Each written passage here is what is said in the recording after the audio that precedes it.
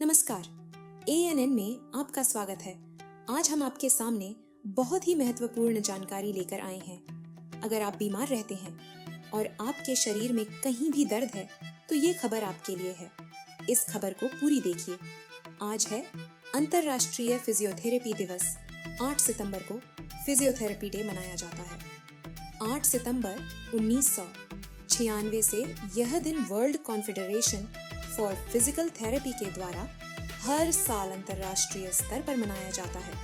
अंतर्राष्ट्रीय फिजियोथेरेपी दिवस मनाने का मुख्य उद्देश्य लोगों को फिजियोथेरेपी के महत्व के बारे में जागरूक करना है, ताकि लोग समझ सकें कि दर्द और विकलांगता को कम करने, जीवन की गुणवत्ता सुधारने और स्वस्थ जीवन जीने का फिजियोथेरेपी एक बहुत बड़ा सहारा है। दवाइयों और सर्जरी के अलावा भी उपचार के तरीके मौजूद हैं। सही फिजियोथेरेपी और नियमित एक्सरसाइज से बीमारियों और चोटों से बचाव किया जा सकता है। फिजियोथेरेपी मरीजों को पुनर्वास, रिहेबिलिटेशन और बेहतर जीवन जीने में मदद करते हैं, जैसे चोट, दर्द, लकवे, गठिया, पैरों में दर्द, कमर में दर्द, रीढ़ की समस्या या किसी भी तरह की शारीरिक अक्षमता में फिजियोथेरेपी कैसे मदद करती है। इस कार्यक्रम में यही बताया गया है। अंतर्राष्ट्रीय फिजियोथेरेपी दिवस के माध्यम से स्वास्थ्य शिविर, वर्कशॉप और जागरूकता कार्यक्रमों के जरिए समाज को लाभ पहुंचाने का कार्य किया जाता है, जिससे ज्यादा से ज्यादा लोग लाभान्वित हो सके। इसी मौके पर Batra heart and multi speciality hospital Faridabad के द्वारा अंतर्राष्ट्रीय फिजियोथेरेपी दिवस आयोजित किया गया।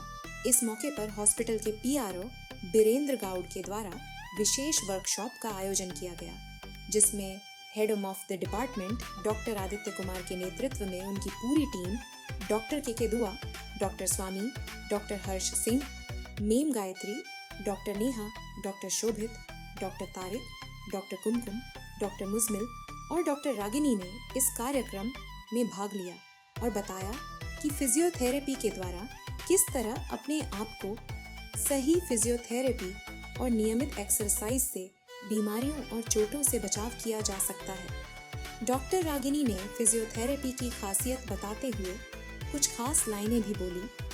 आइए आपको लेकर चलते हैं और सुनाते हैं डॉक्टर्स ने क्या कहा। Related to physiotherapy on the occasion of World Physiotherapy Day. Myself Dr. Ragini, I am intern over here. Then let's start. जब दवाइयाँ काम न करें तब फिजियोस साइलेंटली अपना मैजिक दिखाते हैं। ये पूरा हमारा ही जो हम काम कर रहे हैं, फिजियो डिपार्टमेंट जिसमें वर्क कर रहा है, ओवरऑल फिजियोथेरेपिस्ट जिसमें काम कर रहे हैं, हमारा बेसिकली काम होता है जहाँ पे दवाइयाँ काम ना करे वहाँ पे जो काम करती है उसके ऊपर ये कुछ लाइनें थी। अब कुछ लोगों का कहना ये होता है कि जो काफ़ी स्लो वर्क करता है कुछ कंडीशंस में, उसके ऊपर कुछ लाइनें हैं, ज़रा ध्यान फरमाइए। Healing take times but with physiotherapy by your side हर पेनफुल स्टेप एक होपफुल स्टेप बन जाता है, जो पेशेंट्स में एक नई उम्मीद बढ़ती है कि हाँ आगे आप बहुत कुछ कर सकते हैं, यहीं पे लाइफ आपकी ख़त्म नहीं होती है। कुछ लाइनें जीडियाटिक पेशेंट के लिए, जिनको इंसोम्निया या फिर किसी भी टाइप का न्यूरोलॉजिकल ऑर्थोपेडिक कंडीशंस हो जाते हैं, वो काफ़ी टाइम में उनका ऐसा होता है दवाइयाँ खाना वो मिस कर देते हैं, नहीं खा पाते या फिर वो इरिटेट हो जाते हैं, फ्रस्ट्रेट हो जाते हैं खाते खाते। तो उसके लिए कुछ लाइनें लिखी हैं। ना दवाइयों का ओवरडोज, ना बेड पे रहने का मजबूरी, बेड पे भी रहना कोई मजबूरी नहीं है। ना दवाइयों का ओवरडोज, ना बेड पे रहने की मजबूरी, बस एक फिजियो का रूटीन और वापस मिलेगी जिंदगी पूरी।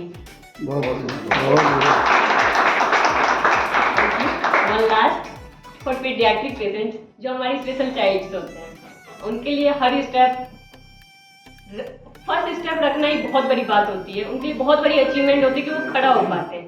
उनके लिए कुछ लिखी है, हर स्टेप लेना उनके लिए स्ट्रगल होता है, हर स्टेप लेना उनके लिए स्ट्रगल होता है, पर जब एक चीज़ों साथ हो तो हर स्ट्रगल, तो हर मॉडर्न टेक्नोलॉजीज आई है।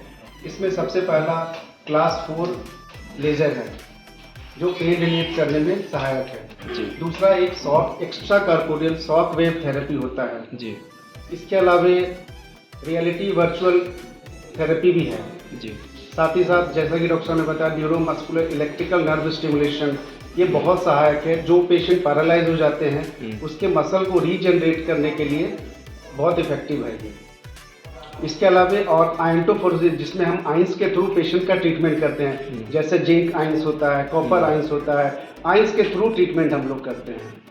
इसके अलावा अगर स्पोर्ट्स की बात करें तो स्पोर्ट्स में कैल्शियोटेपिंग के थ्रू, जैसे अभी कोई पेशेंट कोई खिलाड़ी खेलते खेलते सडनली इंजर्ड हो गया, लेकिन उसको वापस दोबारा खेलना ही है, जरूरी है टीम के लिए, तो हम लोग उसको टेपिंग करके, जिसको कैल्शियो टेपिंग बोलते हैं, टेपिंग करके दोबारा हम तुरंत खेल में उतार सकते हैं टेपिंग के थ्रू।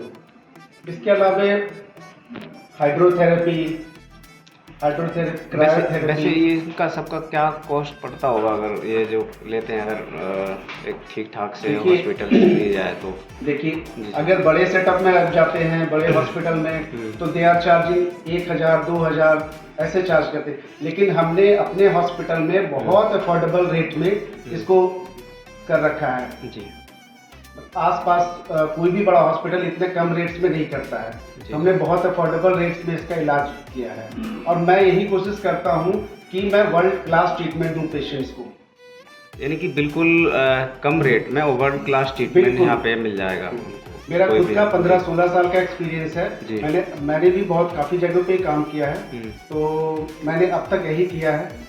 तो स्पोर्ट्स में IPL में मैंने खुद पार्टिसिपेट किया है, दिल्ली कैपिटल के तरफ से मैंने फिजियोथेरेपी किया उन लोगों का बहुत इनिशियली, तो उसमें मैंने काफ़ी टेपिंग टेक्निक यूज़ किया, और भी अदर टेक्निक है जिसके थ्रू।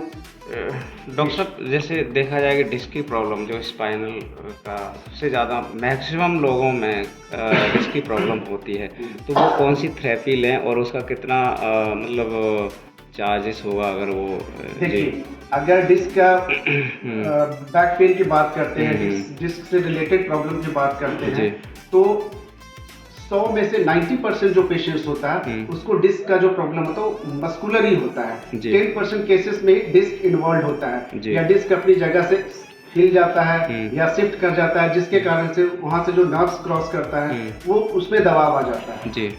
तो 90% केसेस में बैक पेन मैकेनिकली होता है। मैकेनिकल कहने का मतलब कि वैसा बैक पेन जो पोस्चर के साथ होता हो, गलत पोस्चर के कारण, आजकल काम करने के तरीकों के कारण से, जैसे लोग IT में लोग अभी आजकल काम कर रहे हैं, IT वाले लोगों के लिए ये बहुत कॉमन प्रॉब्लम है। 8-8 10-10 घंटे सेटिंग जॉब है, ठीक है, इस कारण से उनका बैक मसल वीक हो ही जाता है।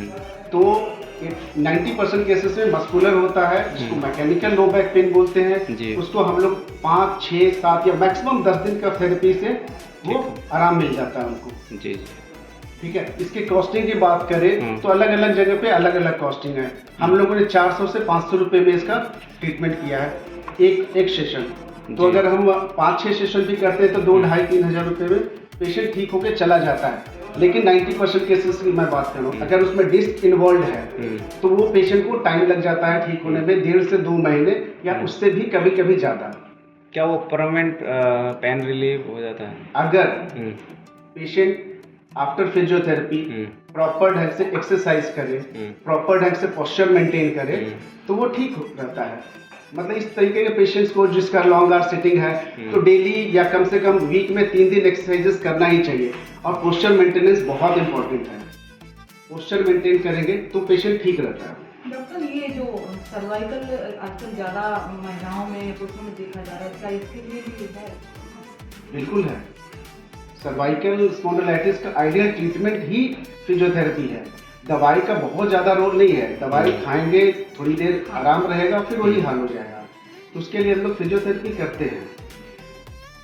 डॉक्टर साहब, एक और प्रॉब्लम देखा गया है महिलाओं में, वेंस में, नसों में बहुत ज़्यादा दिक्कत होती है, जिससे उनको चलने फिरने में दिक्कत हो रही है। क्या वो भी मस्कुलर पेन की वजह से प्रॉब्लम की वजह से? नसों में महिलाओं के बहुत ज़्यादा प्रॉब्लम होना शुरू हो गया है, तो ये किस वजह से हो रहा है? ये भी मस्कुलर कहने का मतलब हमारे काफ मसल में पेन होता है, काफ पिंडलियों में, हिंदी में बोलते हैं कि पिंडलियों में काफी दर्द है। लेडीज लोग का लॉन्ग आर का स्टैंडिंग जॉब होता है, जैसे किचन में 2-2 घंटे 3-3 घंटे खड़ा रहने का काम होता है, जिस कारण से उनके काफ मसल है, दोनों काफ मसल बिल्कुल टाइट हो जाते हैं, जिस कारण से उनका पेन होना शुरू हो जाता है। तो क्या इसका क्योर भी फिजियोथेरेपिस्ट के माध्यम से हो पाता है? फिजियोथेरेपी से आके एक बार कंसल्ट करें जी, हम लोग उनको एक्सरसाइजेस गाइड करेंगे। एक्सरसाइजेस में भी वैसा एक्सरसाइजेस, स्ट्रेचिंग एक्सरसाइजेस वैसा जो आप वो घर पे खुद कर पाएं। स्ट्रेचिंग एक्सरसाइज रेगुलरली वो घर पे करेंगे, थोड़ा हॉट फर्मेंटेशन करेंगे, ठीक है, प्रोलॉन्ग स्टैंडिंग अवॉइड करेंगे, तो पेशेंट ठीक रहता है। मैं इसमें थोड़ा सा ऐड करना चाहूँगा जी पैरों की तकलीफ वाला सवाल जो आपने पूछा। तो ये अलग अलग उम्र की महिलाओं में अलग अलग सिम्टम्स की वजह से ये दिक्कतें देखी जाती हैं। आमतौर पे अगर यंग कम उम्र की महिलाओं की बात करें तो वेन्स की प्रॉब्लम, वेन में वाल्व होते हैं, जैसे पानी की नलों में या पाइप में वाल्व होते हैं, पानी का बहाव, जो खून का बहाव पैरों से ऊपर दिल की तरफ जब जाता है तो उसमें छोटे छोटे वाल्व होते हैं वेन्स के अंदर, खून की नसों के अंदर, और कई बार वो वेन्स के जो वाल्व होते हैं वो इनकॉम्पिटेंट या काम अपने तरीके से, सही तरीके से काम नहीं कर पा रहे होते हैं, तो खून का बहाव पूरी तरह से हार्ट की तरफ हो नहीं पाता और वो नीचे की तरफ वापस बैक फ्लो करता है। इसको वेरिकोज वेन्स की प्रॉब्लम कहते हैं। तो यंग महिलाओं में कई बार ये कॉमनली देखा जाता है। अगर हम उससे अधिक उम्र की महिलाओं या वृद्धावस्था के आसपास की महिलाओं की बात करें तो स्पाइन की नसों के दबने की वजह से भी पैरों में, पिंडलियों में दर्द आ सकता है। इसको न्यूरोजेनिक क्लॉडिकेशंस कहते हैं। थोड़ी दूर चलने के बाद पिंडलियों में दर्द होना, तो ये न्यूरोजेनिक क्लॉडिकेशन के वो है, जिसमें स्पाइनल कॉर्ड की कंप्रेशन की वजह से होता है निवारण के रूप में।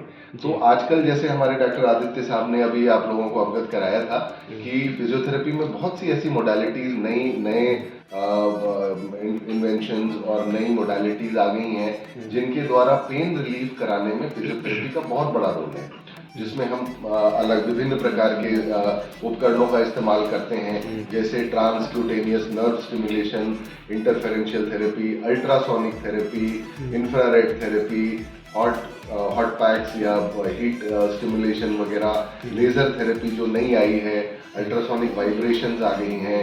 तो इस तरीके से और भी नई मोडालिटीज़ हैं। मैं चाहूँगा डॉक्टर आदित्य आपको उन मोडालिटीज़ के बारे में और बेहतर वे में अवगत कराएं। बोन्स के साथ साथ हमारे बाकी के स्ट्रक्चर्स भी डिजेनरेट करते हैं, तो नसों पे कंप्रेशन पड़ता है, दबाव पड़ता है, जिसकी वजह से पिंडलियों में दर्द आ सकता है। तो पिंडलियों का दर्द आमतौर पे या तो वैस्कुलर क्लॉडिकेशन या न्यूरोजेनिक क्लॉडिकेशन के तौर पे माना जाता है। दोनों ही अवस्था में इलाज मिलजुल के फिजियोथेरेपी, ऑर्थोपेडिशियन और इन दोनों विभागों के द्वारा मिलकर किया जाता है। कई बार मेडिसिन वैस्कुलर सर्जन की भी आवश्यकता पड़ती है। आजकल लेजर ट्रीटमेंट अवेलेबल है, जिसके द्वारा हम जो नसें खराब हो गई हैं उनको लेजर द्वारा जला दी जाती हैं और हमारा शरीर कुदरती रूप में नई नसें बना जनरेट कर लेता है। नियोवैस्कुलराइजेशन इसको कहते हैं मेडिकल टर्म्स में। तो ये लेजर द्वारा भी होता है। साथ में फिजियोथेरेपी का भी बहुत ही महत्वपूर्ण रोल है इसमें। एक्सरसाइज करना, रेगुलर एक्सरसाइजेज द्वारा खून का संचालन बेहतर होता है और पिंडलियों के दर्द में कमी आती है।